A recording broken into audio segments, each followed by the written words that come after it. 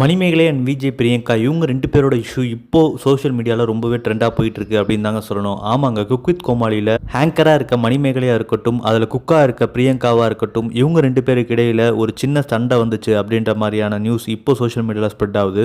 மணிமேகலை அவர்கள் என்ன சொல்கிறாங்க அப்படின்னா, பிரியங்கா வந்து என்ன ஆங்கரிங் பண்ணவே விடலை, எனக்கான ஸ்பேஸை கொடுக்கவே இல்லை அப்படின்றத அவங்க சொல்கிறாங்க.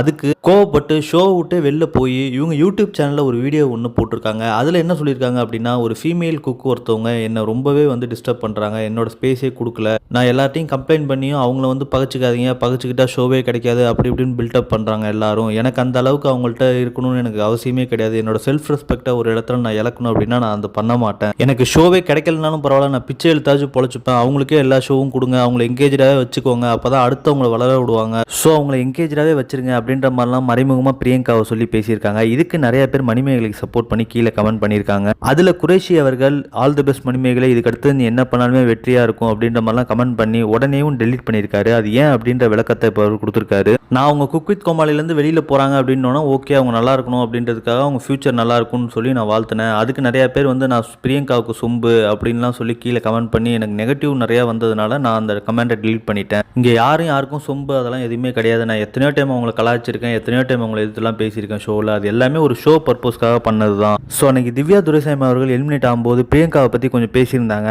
அதுக்கு பிரியங்கா அவர்கள் நான் ஒரு 2 வார்த்தை பேசிக்கலாமா அப்படின்னு விஜய் கிட்ட கேட்கும்போது அதுக்கு ஆங்கராக இருந்த மணிமேகலை அண்ட் ரக்ஷன், இதில் ரக்ஷன் வந்து ஓகே பேசிக்கோங்க அப்படின்னு சொல்லியிருந்தாரு. ஸோ அந்த டைமில் அவங்க கேட்டுட்டு தான் பேசினாங்க. அதுக்கடுத்து கொஞ்சம் கொஞ்சமாக பெருசாகி அந்த சண்டை வந்து ரொம்பவே பெருசாக முடிஞ்சிருச்சு. ஸோ இதே மணிமேகலை எத்தனையோ பேரை கலாய்ச்சி ரொம்பவே மட்டம் தட்டிலாம் கலாய்ச்சிலாம் போட்டிருக்காங்க. ஸோ அதெல்லாம் வந்து நாங்கள் ஜாலியாக ஃபன்னுக்காக ஷோக்காக பண்ணுறத நம்ம சீரியஸாக என்றைக்குமே எடுத்துக்கூடாது. ஸோ இது மூலிமா பிரியங்காவாக இருக்கட்டும், அவங்க ஃபேமிலியாக இருக்கட்டும், ரொம்பவே தப்பாக பேசுறதுலாம் ரொம்பவே தப்பான விஷயம். இந்த மாதிரிலாம் எதுவுமே பண்ணக்கூடாது. ஸோ அப்படின்ற மாதிரிலாம் சொல்லி ரொம்பவே பாசிட்டிவாக பிரியங்கா அவர்களுக்கு சப்போர்ட் பண்ணுற மாதிரி குரேஷி அவர்கள் இப்போ ஒரு வீடியோ ஒன்று ரிலீஸ் பண்ணியிருக்காரு. ஸோ இந்த மாதிரி அப்டேட்டான நியூஸ் எல்லாமே தெரிஞ்சுக்கணும் அப்படின்னா நம்ம சேனலை மறக்காமல் சப்ஸ்கிரைப் பண்ணுங்கள், கீழே இருக்க பெல் பட்டனை கிளிக் பண்ணுங்கள்.